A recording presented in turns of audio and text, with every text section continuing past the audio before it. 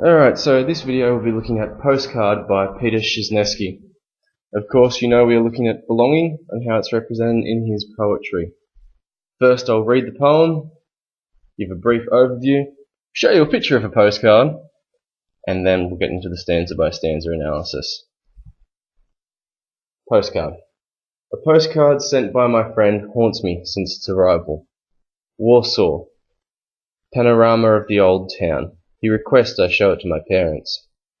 Red buses on a bridge emerging from a corner, high-rise flats and something like a park borders the river with its concrete pylons. The sky's the brightest shade. Warsaw, old town, I never knew you, except in the third person. Great city the bombs destroyed, its people massacred or exiled. You survived in the minds of a dying generation. Half a world away they shelter you and defend the patterns of your remaking. Condemn your politics, cherish your old religion, and drink to freedom under the white eagle's flag. For the moment I repeat, I never knew you. Let me be. I've seen red buses elsewhere, and all rivers have an obstinate glare. My father will be proud of your domes and towers. My mother will speak of her beloved Ukraine. What's my choice to be? I can give you the recognition of eyesight and praise. What more do you want besides the gift of despair? I stare at the photograph and refuse to answer the voices of red gables and a cloudless sky. On the river's bank, a lone tree whispers, "We will meet before you die." So here's a picture of Warsaw. Unfortunately, I couldn't find one with the red buses, but we do have the river. We can see the architecture of the place, and we can definitely see the blueness of the sky and the richness. I apologise for that. That is me being an old man and not knowing how to use a computer properly. Okay, so just take a moment to take that in. We can see some sort of rebuilding going on with the crane here. So the poem, what is it about? It's revealed in the postcard. Revealed in the title. It's about the poet receiving a postcard. He struggles to connect with the place as a result of having left there as a small child. He can see the beauty of the city. He can understand that, yes, this is a pretty place, but he can't connect with it. It's not like that is my pretty place, that is my pretty river, that is my pretty park. But the poem does end with this sign of hope for him, and we'll discuss that later when we get to the stanza by stanza annotations. So here we go. So the first line, he's reacting. We've got this idea of haunting, okay? It's a reflective tone, and the word haunts shows that the content of the postcard has an effect on him, and it's symbolic of his heritage. And his heritage haunts him throughout his life because he can't fully connect with it as a result of being a migrant to Australia and not having spent enough time in Poland to develop that connection. Okay, so the sender of the postcard knows that Peter's parents will get a kick out of it. They'll enjoy seeing it. So we've got the use of descriptive language and imagery here. We've also got him being a bit unsure. He says something like a park borders the river.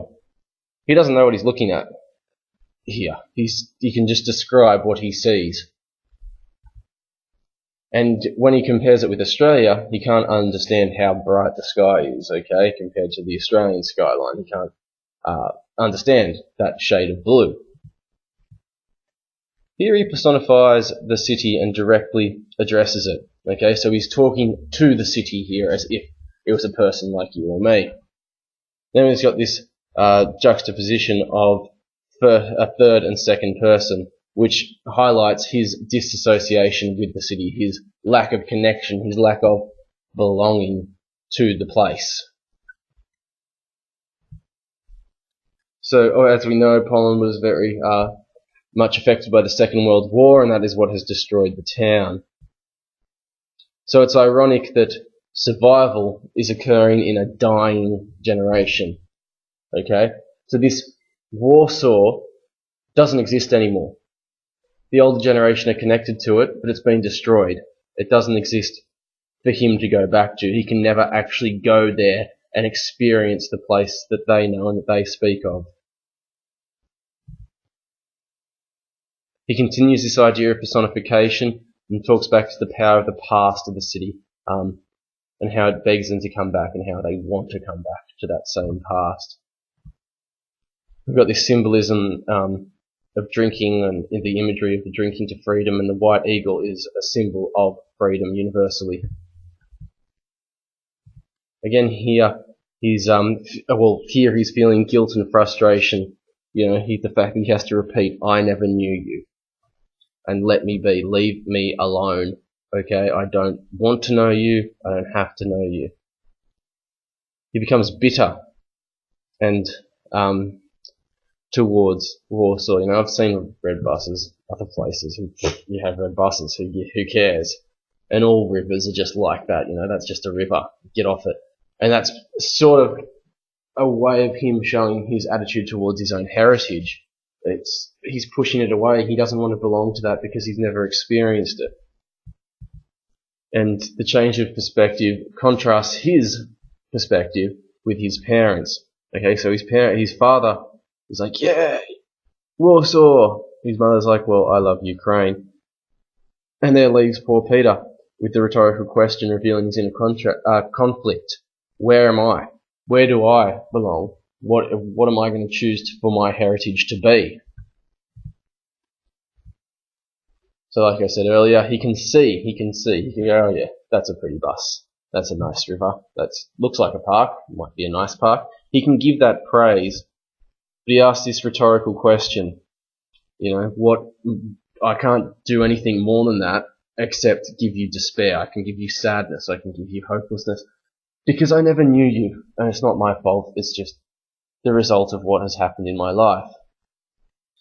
Again, this relates to his heritage and his own attitude towards his heritage. He doesn't want to have that heritage. So it has an effect on him. He's staring at it. And there's this idea that there are voices, which is the poet in the poet's own mind. It's not like a magical postcard that has voices in it. And he's refusing to acknowledge that idea and their presence. Again, his attitude to his Polish heritage. Okay, I stare at the photograph and refuse to answer the voices of red gables and a cloudless sky. Finally, here we've got the idea of hope. That finally, maybe there is hope for Peter. Alright, trees don't talk. That's why it's personification.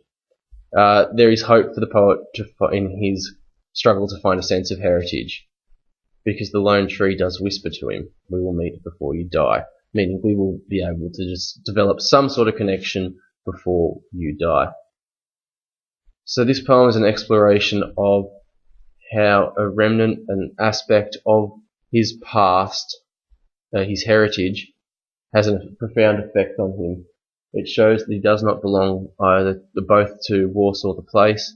It also shows those feelings that come from not belonging. We've got, on a very, very superficial level, his connection to his parents, and I would like to hear what you guys have to think. What you guys have to think. That's a weird sentence. What you guys think about what ideas of belonging are represented in this piece of poetry. Thank you, and stay tuned for the next one.